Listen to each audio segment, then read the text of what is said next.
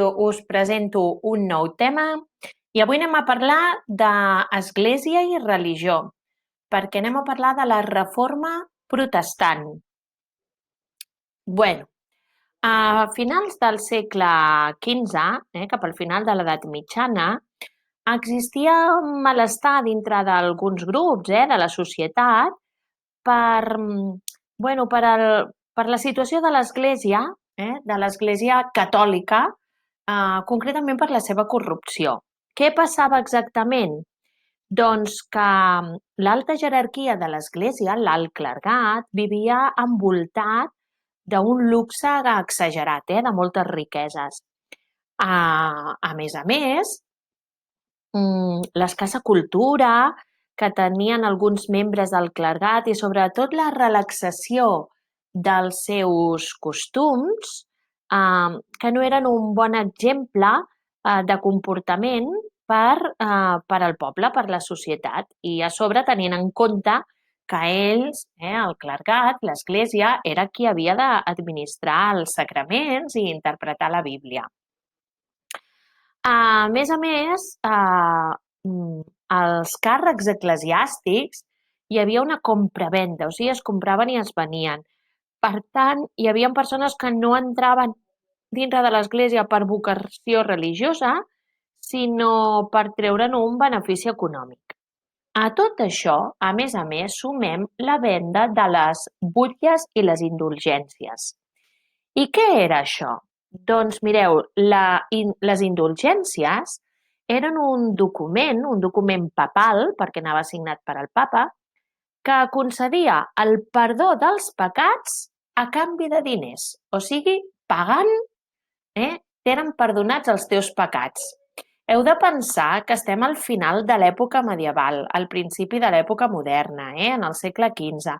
I recordeu que a l'època medieval la societat és teocèntrica, Déu és el centre de l'univers, la religió era importantíssima i la gent, la mort era molt present en la vida de les persones. La mort, havia una alta taxa de mortalitat degut a moltes coses, a la manca d'higiene, a la manca de medecines, a la mala alimentació de les persones. Per tant, per les persones d'aquella època era molt important que si morien, morissin nets de pecats, perquè així Déu els obriria les portes del paradís i anirien al cel. A més, a tot això s'ajuntava també que la població, la gran majoria de la població, era analfabeta. I recordeu que jo sempre us explico classe que la gent analfabeta i amb molt poca cultura és molt fàcilment manipulable. D'aquí que la gent pobra, la gent senzilla, gastés els seus diners, en comptes de comprar menjar o altres coses necessàries, els gastessin comprant-se indulgències. Què eren les butlles? Doncs les butlles venien a ser una cosa molt semblant, també era un document papal, perquè estava signat per al papa, que el que feia era que concedia drets especials o alliberava de certes obligacions religioses a la persona que pagava. Com què, per exemple? Doncs, per exemple, sabeu que durant la Quaresma, abans de la Setmana Santa, doncs no es pot menjar carn. Doncs la gent que comprava la butlla de la carn estava dispensada d'aquesta prohibició de menjar carn, per exemple. Davant d'aquesta situació que vivia l'Església Catòlica, apareix un monjo alemany, Martí Luter, que pensava que l'únic que podia perdonar els pecats era Déu i que no s'havia de fer amb diners. Aleshores, Martí Luter va escriure les famoses 95 tesis contra les indulgències i contra aquesta corrupció o aquest malfer de l'Església Catòlica i les va penjar a la porta, de l'Església de Wittenberg, a Alemanya. Ràpidament aquestes tesis van ser traduïdes i impreses i per tant, així molta gent es van donar a conèixer. A més, Martí Luter doncs, va exposar idees que anaven en contra de l'Església Catòlica i proposava o defensava una nova religiositat. Quines eren aquestes idees que Martí Luter defensava? Doncs Martí Luter, per exemple, creia que la salvació de les ànimes, de les persones al final de la seva vida, havien de ser per la fe. O sigui, què vol dir? Doncs creure que només la fe en Déu et permet la salvació eterna, sense importar els actes que hagis realitzat durant la teva vida. Un altre punt és que la Bíblia és l'única font de la veritat i la gent l'havia d'interpretar lliurement com volgués. Val? Què més pensava? Doncs ell pensava que els cristians només havien de resar a Déu, directament a Déu. I, per tant, no calia resar ni a la Verge Maria ni als sants. És més, ell deia que això era idolatria. A més, doncs, per exemple, va pensar, va defensar només dos sagraments, el baptisme i l'Eucaristia, en contra de l'Església Catòlica, que en té i que manté 7. A més, va proposar doncs, el sacerdoci universal, que significa que totes les persones que estan batejades poden ser sacerdots i que, per tant, com que ho pot ser tothom, doncs els sacerdots poden casar-se i, a més, per treballar, per guanyar uns diners i per poder-se mantenir. A tot això s'hi suma aquesta última, que és que nega l'autoritat del papa. Per què? Doncs perquè Martí Luter, que és aquest senyor que teniu aquí, Martí Luter estava en contra de la jerarquia de l'Església, de l'existència d'aquesta alt clergat, de l'alta jerarquia de l'Església, que era sobretot la que vivia en aquesta riquesa i que s'havia beneficiat de la venda d'indulgències. Doncs, per tant, nega l'autoritat del papa. Bueno, què va passar davant d'això? Doncs que el papa li va dir que es retractés. El papa li va dir doncs, que es fes enrere d'aquestes afirmacions que ell havia fet. I ell es va negar. Aleshores, el papa el va excomulgar de l'Església, que vol dir que el va fer fora. Vale? Recordeu que us havia explicat que a l'època medieval un dels càstigs així més temuts per la gent era que t'excomulguessin de l'Església, que et fessin fora, perquè això significava doncs, que si mories no aniries al cel, la teva ànima no se salvaria i aniries directament a l'infern. Val? Bueno, abans de continuar, jo sempre us dic a classe que en història passen moltes coses a la vegada, però que, clar, que les hem d'explicar d'una en una. Bueno, penseu que estem a finals del segle XV, ara començarem a finals del segle XV, ara en el segle XVI, vale? I aleshores, artísticament parlant, estem a l'època del Renaixement. Val? Fixeu-vos en les dates. Per tant, què significa? Doncs que els papes de Roma, amb aquests diners que arribaven a Roma procedent de la venda d'indulgències a tota Europa, el papa estava construint la gran basílica de Sant Pere del Vaticà a Roma, i l'estava omplint d'obres d'art tan importants encarregades a artistes tan importants com els que vam veure en el tema anterior, com Michelangelo, Leonardo da Vinci, etc. Bueno, Martí Luter va ser el que va començar aquesta reforma de l'Església que coneixem amb el nom de reforma protestant, perquè tot comença amb la protesta que Martí Luter va fer. Però dintre del protestantisme apareixeran altres idees, altres esglésies.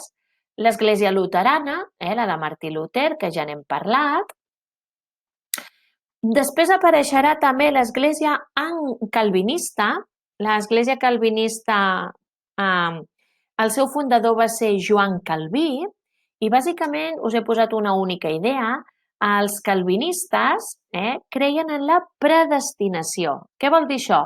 Doncs vol dir que les persones, les ànimes de les persones, estan predestinades a salvar-se o a condemnar-se a l'infern abans de néixer. I per últim us he posat l'església anglicana fundada per al rei d'Anglaterra, Enric VIII. Aquesta església, que es dona només a Anglaterra, va ser una església que ara us explicaré perquè és tot un culebrón, que és la que nega l'autoritat del papa.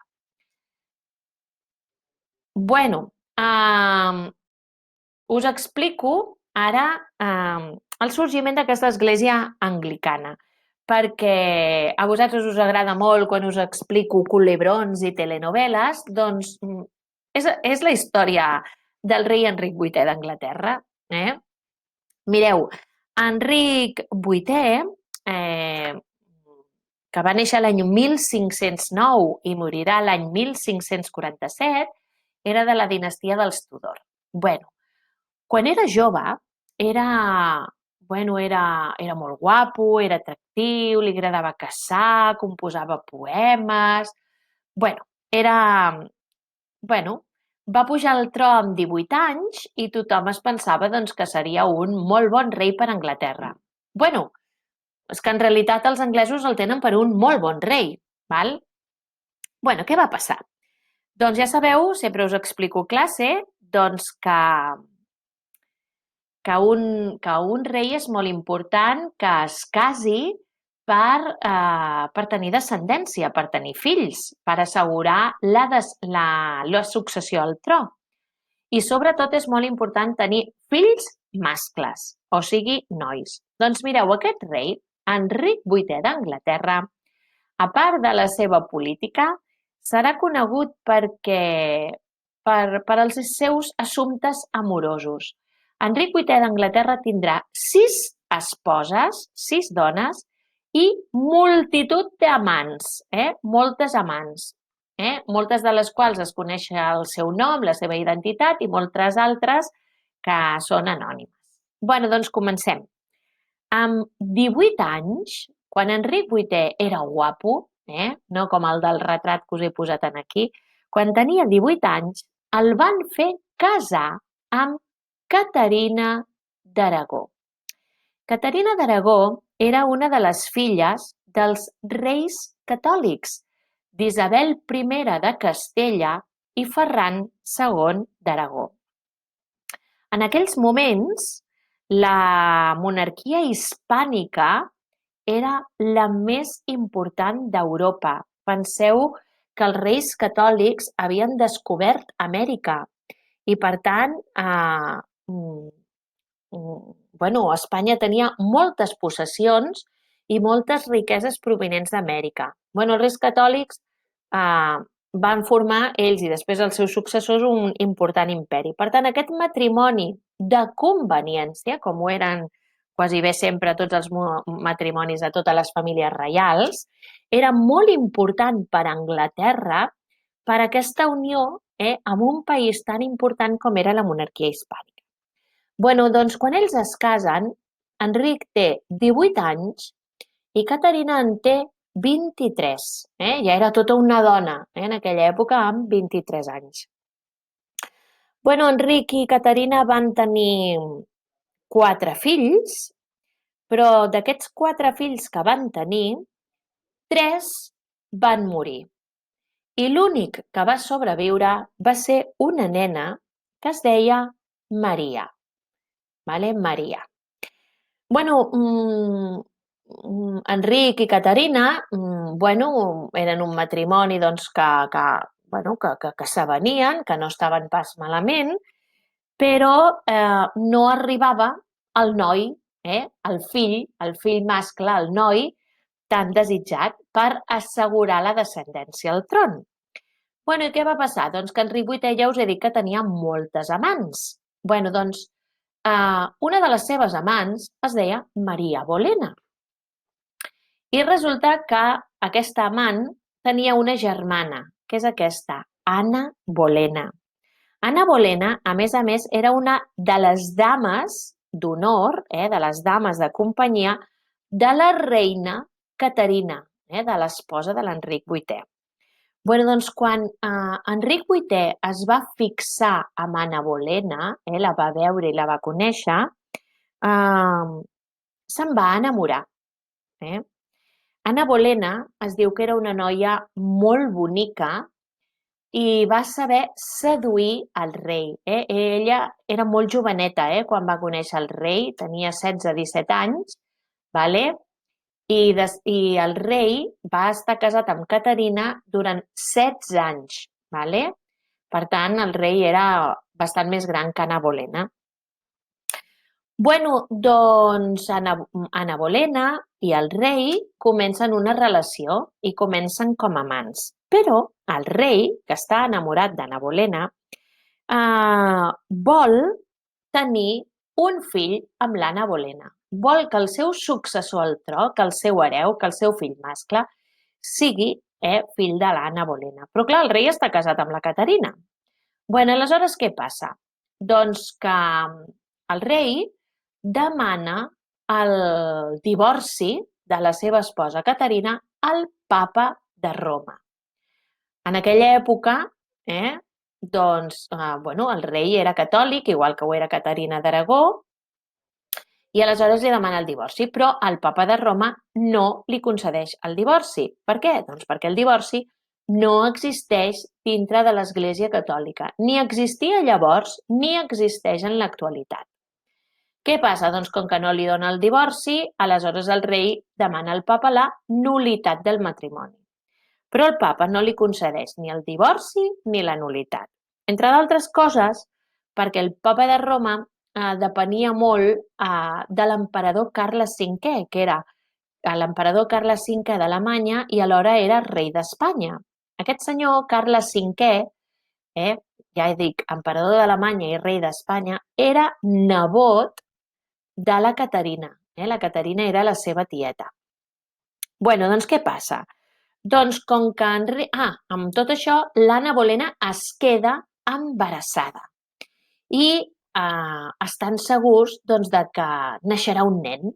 Però clar, perquè pugui ser el seu hereu, necessita que el nen neixi dins del matrimoni. Doncs què fa? Doncs que el rei Enric VIII li diu a l'arquebisbe de Canterbury que els casi. Els casa a la catedral i al mateix temps que els casa, l'arquebisbe declara la nul·litat, anul·la el matrimoni d'Enric VIII amb la Caterina. Un cop casats, Enric VIII ja s'ha casat amb l'Anna Bolena, de qui està enamorat, resulta que neix la criatura, però resulta que no és un nen, és una nena, a qui posaran per nom Elisabet. Amb tot això, el papa excomulga el rei Enric VIII de l'Església Catòlica per al que ha fet. I aleshores el rei Enric VIII, no passa res. Es declara el cap suprem d'una nova església que serà l'Església Anglicana. Per tant, així comença la nova església d'Anglaterra, l'Església Anglicana. Ell serà el cap de l'Església Anglicana. I tot ha sigut, ja veieu, per poder-se divorciar de la Caterina, per poder-se casar amb la seva amant Anna Bolena. El rei i la seva nova esposa Anna Bolena comencen el seu matrimoni feliços. Ella, per exemple, intervé molt a la cort, es gasta molts i molts diners en joies i en vestits, etc. La Caterina, per això, que era supercatòlica, era filla dels reis catòlics, el nom ja ho diu tot, la Caterina viurà aïllada en castells, en residències d'Anglaterra, però mai tornarà a Espanya, es quedarà a Anglaterra. Anna Bolena es quedarà embarassada d'un nen, que és el que volia, però aquest nen naixerà mort. Bueno, va passant el temps i aleshores, doncs, aquest enamorament que el rei sentia per l'Anna Bolena doncs, va com desapareixent. I ja us he dit que el rei tenia moltes amants. Bueno, doncs, una de les seves amants es deia Jane, és aquesta, Jane Seymour. Jane Seymour també era una dama d'honor, o sigui, una dama de companyia de l'Anna Bolena. Bueno, i el rei, bueno, i comencen la seva relació com amants. Però davant d'aquesta dificultat de que l'Anna Bolena no li dona un fill, un noi, i a més el rei se'n cansa d'ella, aleshores el rei Enric VIII fa tancar l'Anna Bolena, la diapositiva d'abans, fa tancar l'Anna Bolena a la Torre de Londres. I aleshores l'acusa, juntament amb el seu primer ministre, amb el seu home de confiança, Thomas Cromwell, acusa Anna Bolena de tenir 5 amants i, a més, de practicar incest amb el seu germà. L'incest són les relacions sexuals amb persones, amb familiars molt pròxims a tu. Doncs l'acusa de tenir 5 amants i que un dels seus amants és el seu propi germà. Bueno, per tant, davant d'aquestes acusacions, Anna Bolena, l'esposa del rei, serà decapitada amb una espasa. Vale? També els seus amants, suposadament els seus amants, perquè això s'ha demostrat que va ser mentida, que Anna Bolena no va cometre incest ni va tenir tots aquests amants, però va ser una excusa que va preparar el rei juntament amb alguns altres membres de la cort per poder-se desempallegar de la seva esposa. Doncs Anna Bolena va ser decapitada i els seus amants també. Com a anècdota us diré que Anna Bolena va pujar molt digna i aleshores, abans de posar el cap sobre del tronc aquell per ser decapitada, Anna Bolena va mirar el seu botxí i li va dir: no et donaré gaire feina perquè el meu coll és molt prim, és molt petit. I Anna Bolena va morir. Recordeu que Anna Bolena havia tingut una filla amb el rei Enric, Elisabet, que serà una futura reina d'Anglaterra. Bueno, al cap de 11 dies, només 11 dies que l'Anna Bolena havia mort, vale? El rei es casa amb la seva amant Jane. Bueno, què va passar amb la seva amant? Bueno, es van casar, va ser la seva tercera esposa i aquesta tercera esposa li va donar un fill, un fill. Però què li va passar amb ella? Doncs que 12 dies després d'haver nascut el seu fill, 12 dies després del part, va contreure unes febres, es va posar malalta i va morir. Però va deixar-li al rei un noi, un hereu.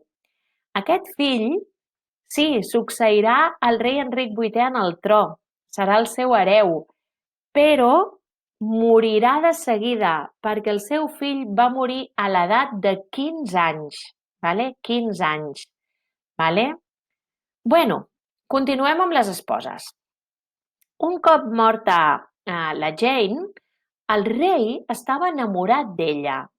Estava enamorat i agraït perquè li havia donat un fill. I aleshores, en senyal de dol, el rei es va mantenir vidu, sense tornar-se a casar, durant 2 anys, fins que els seus polítics, els membres de la cort, li van dir que havia de contraure un nou matrimoni. I ja sabeu que en aquella època els matrimonis eren per conveniència i te'ls havien de buscar. Bueno, doncs Anna de Cleves era alemanya, i es va pactar el matrimoni d'aquesta noia amb el rei Enric VIII. Què va passar? Doncs que el rei i ella no es coneixien. I aleshores el rei va enviar en el seu pintor a Alemanya perquè fes un retrat de l'Anna per poder així conèixer-la. Doncs es diu que quan el pintor la va veure, la va veure tan lletja que va pensar, això no li puc enviar al rei. I va agafar i en el retrat li va fer una mica del Photoshop, la va retocar una mica i la va millorar una mica. La qüestió és que quan el rei Enric VIII la va conèixer en persona, diu que va quedar horroritzat, horroritzat. Però tot i així es van casar. Es diu que no van consumar el seu matrimoni, o sigui que no se'n van anar mai al llit junts, perquè diu doncs, que en el rei no li agradava perquè, a més de lletja, era poc culta, a més, com que era alemanya, diu que parlava molt malament l'anglès, era molt poc refinada, bueno, pobra noia, ho tenia tot. Bueno, mentre estava casat amb ella, Enric VIII va conèixer a la seva nova amant, que es convertiria en la seva següent esposa. Què va passar? Doncs Enric VIII es divorcia de la seva esposa Anna de Cleves per casar-se amb la seva nova amant. Però, ojo, que el matrimoni amb la lletja l'havia preparat el seu primer ministre, el seu home de confiança, Thomas Cromwell. Doncs el rei el va fer executar perquè havia sigut ell el que havia preparat el seu matrimoni amb la lletja i com a càstig el va fer executar. Bueno, es casa amb la Caterina, però quan la Caterina es casa amb Enric VIII, Caterina mantenia una relació amorosa amb un noi jove, d'acord? Bueno, doncs al poc temps de casar-se, descobreixen a Caterina amb el seu amant. I aleshores Caterina, que aleshores tenia 22 anys, doncs el rei també la farà decapitar, igual que havia fet amb l'Anna Bolena. Bueno, és més, Anna Bolena i Caterina, les dues reines decapitades, van ser enterrades juntes. I què va passar amb el seu amant? Doncs que el seu amant, primer el rei, per ordres del rei, evidentment, primer el van castrar i després el van fer esquarterar, o sigui, tallar-lo a trossets. Bueno, i finalment el rei es va casar amb Caterina Parr, que va ser la seva última esposa. El rei va morir, i va deixar la seva esposa vídua. Quan el rei va morir, Enric VIII tenia aquesta imatge. Era un rei molt gras, molt gras, pesava molts quilos, al voltant de 150, entre 150 i 180 quilos, ara no recordo, però ja no era aquell noi jove, atractiu, guapo i tal. A més, el rei tenia molt mal geni. Els seus 6 matrimonis l'havien fet guanyar molt de pes i molt mal geni. Bueno, i aquesta és la història doncs d'aquest culebron que us he volgut explicar perquè doncs, és curiós, d'Enric VIII d'Anglaterra. Bueno, i tornem als protestants. Els protestants, aquí us he posat el mapa de com es va expandir la reforma protestant. I aleshores, fixeu-vos, els catòlics, que són els que obeeixen al papa de Roma. Doncs aquí tenim Espanya, Portugal, França, tots aquests territoris que tenim pintats de color taronja. Els luterans, l'Església luterana, seguidora de Martí Luter. Doncs tenim aquí Alemanya, Dinamarca, Noruega, Suècia. Els calvinistes, l'Església calvinista formada per Joan Calví, doncs tenim Escòcia, tenim Suïssa, perquè Joan Calví era suís, i els Països Baixos. I per últim, l'Església anglicana només és aquí a Anglaterra, fundada per Enric VIII. Però què va passar un cop ja tota aquesta reforma de l'Església? Doncs que l'Església catòlica no es podia quedar de braços plegats i que tot continués igual.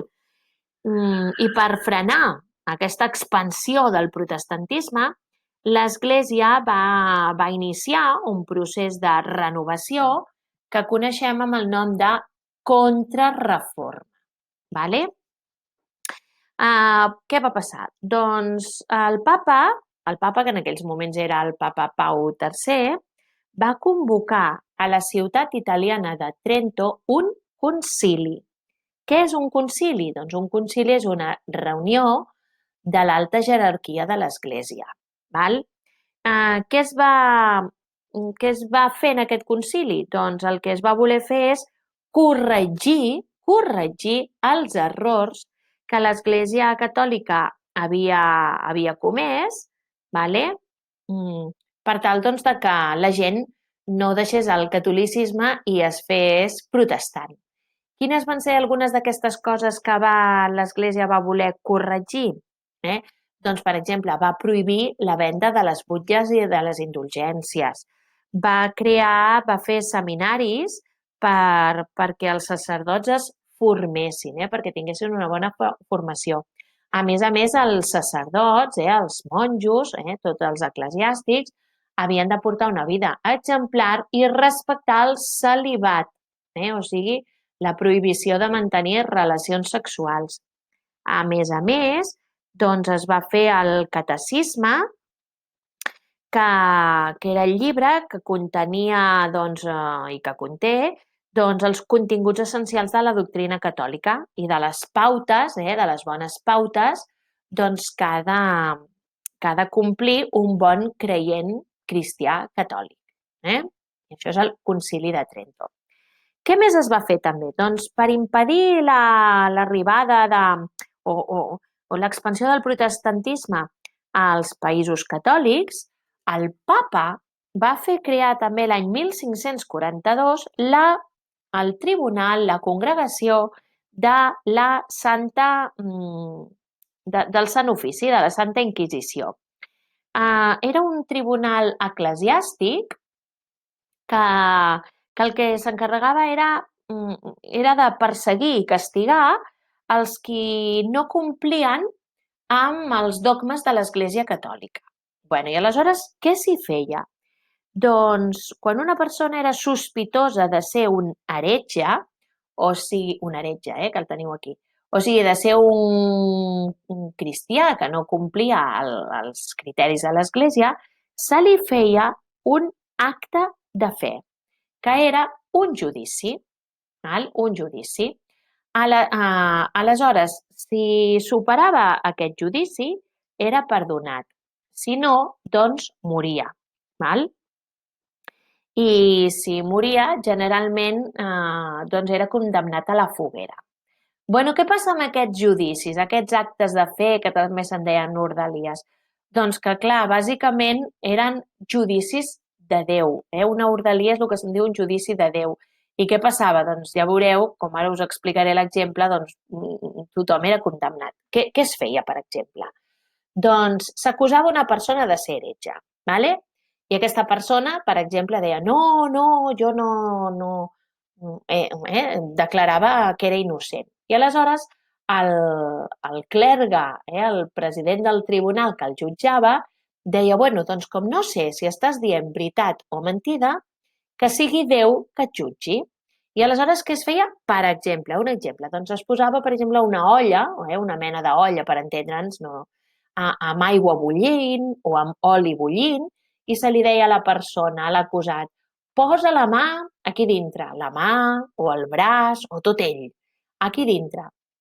Si et cremes, ets culpable. Si no et cremes, és que Déu t'ha salvat. Déu ha intervingut per tu, ets innocent i t'ha salvat. Ja us podeu imaginar que, lògicament, tothom era culpable.